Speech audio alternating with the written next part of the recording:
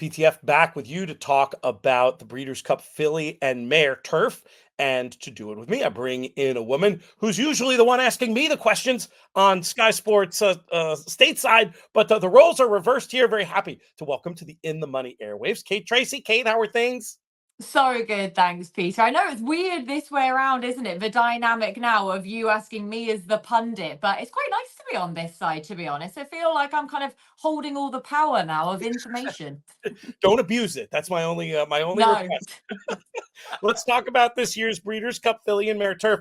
I thought I was going to be all about Emily Upjohn in this spot. Sure sounds like she's going to be going to the turf, according to trainer John Gosden. Where does that leave us? Where should we start? Who's our horse to use as the way in?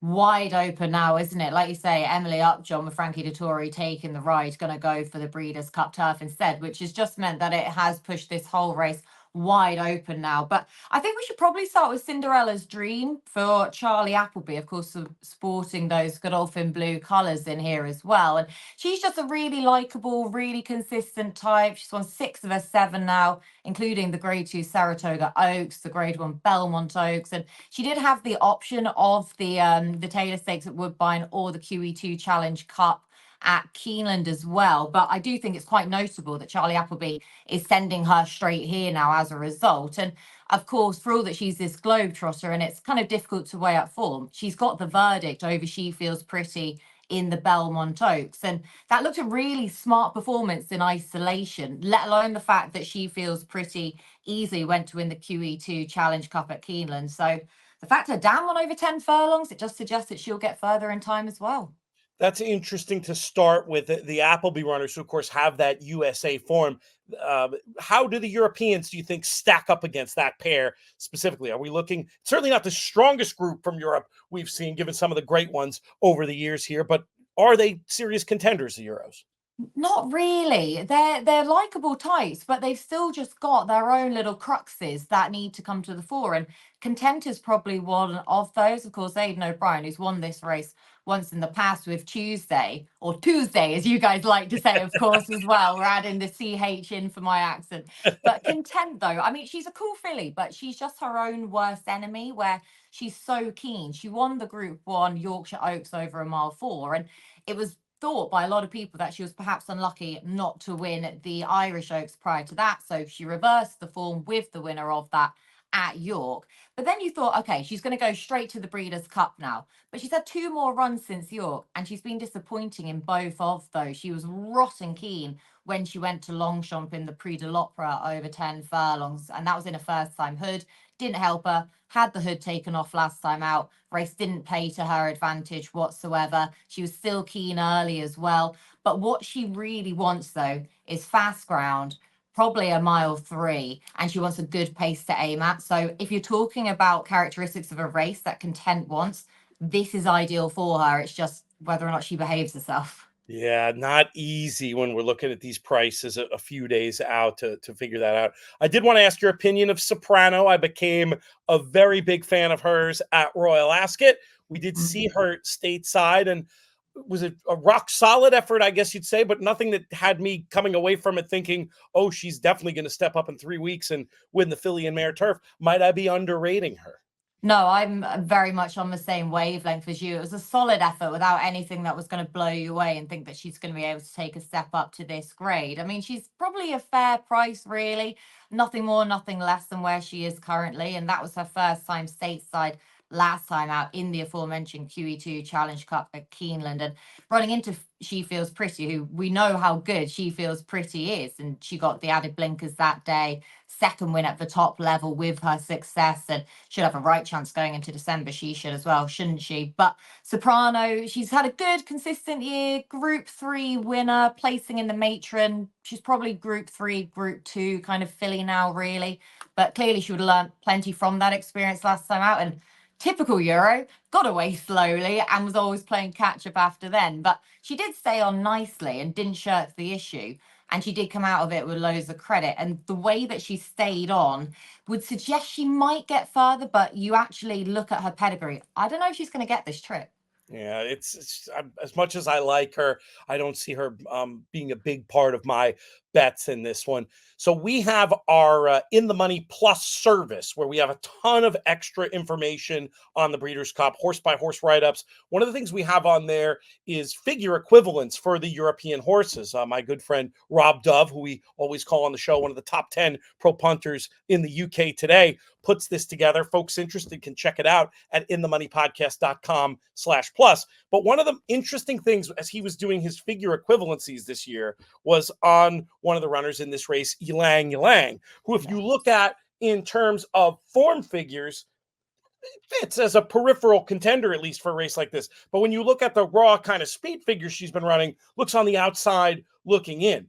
Do you give her any count in this spot?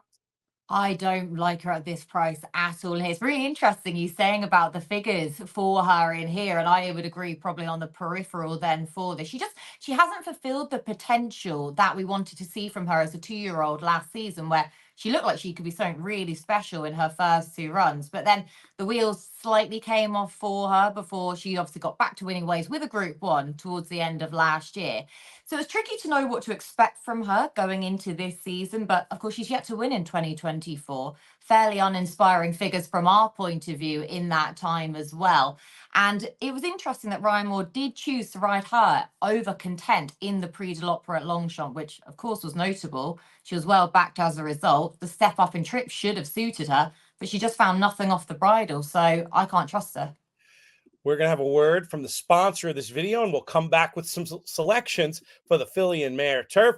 Want to thank our friends over at Twin Spires for helping us out during this season of the Breeders' Cup, and remind you that they have a money back offer over at Twin Spires. If your horse runs second or third on select Breeders' Cup races, you can opt in now over at twinspires.com, and you can also check out their tournament schedule when you're over there. They're back in the tournament game in a big way. Twinspires.com. Check out the tournaments and make sure to opt in for that money back for second and third promotion. Kate, let's get to our thoughts about who's going to win this race. I'll go first, and I'll ask you if you think I'm out to lunch here or might be onto something. Warlike Goddess, talented mare. She's run in this race before.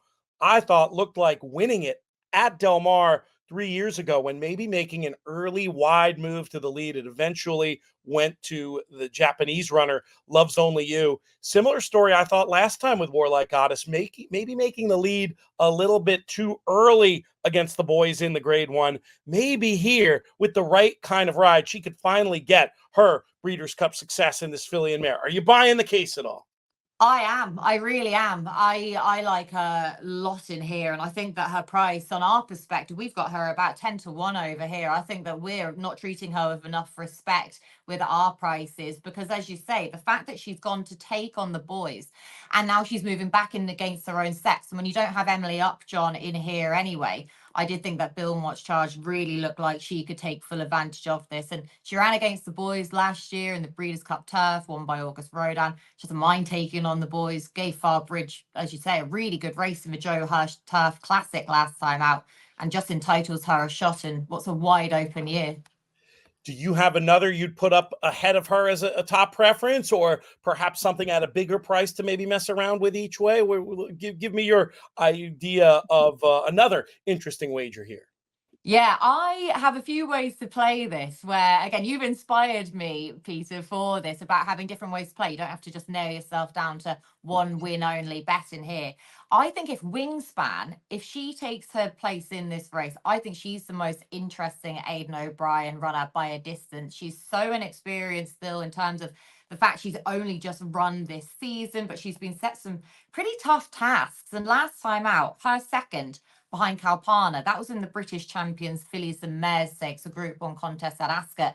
And Kalpana is potentially an absolute worldie. So for her to get within 2 lengths of her, she did have the run of the race and the soft ground did seem to really suit her. But if she takes up this engagement, regardless of Ryan Moore, whoever he rides, I thought Wingspan was definitely the most interesting Ballydoyle. I would give Warlike Goddess a huge chance to upset the invaders for this one. But the ones who I also think are overpriced, Moira is surely overpriced in here for an each way play, just to run a similar race than she did last year here. And I think that last year's renewal might have been slightly tougher than this time around as well. And I also wouldn't put anyone off Anisette each way in here as well. She's about 20-1 with us. Consistent, likable type. And that third last time out, I know that she was only beaten a narrow margin, 3/4 length, got the verdict over Didier in that, who's actually, well, I was going to say a shorter price. Actually, it's been reevaluated itself somewhat. They're about the same price, but Anisette, but Moira being the big each way play. A lot of ideas from Kate, perfect for USA style exotics. And then you can shop if you're looking for that win only bet as you get closer and cherry pick from Kate's short list. Really appreciate having you on here today, and we'll see you here or at the football games. Oh, hopefully one day I will be over for it. But no, it's an absolute pleasure. I've watched you for so long, Peter, and the Breeders' Cup is one of the biggest highlights of the entire year for us. So can't wait for it all. Twinspires.com are back in the tournament game. You can play the Breeders' Cup betting challenge through Twinspires.com, and you can also start trying to qualify for horse racing's latest major tournament, the 2025 Kentucky Derby Betting Challenge. Go to Twinspires.com and click the Tournaments tab.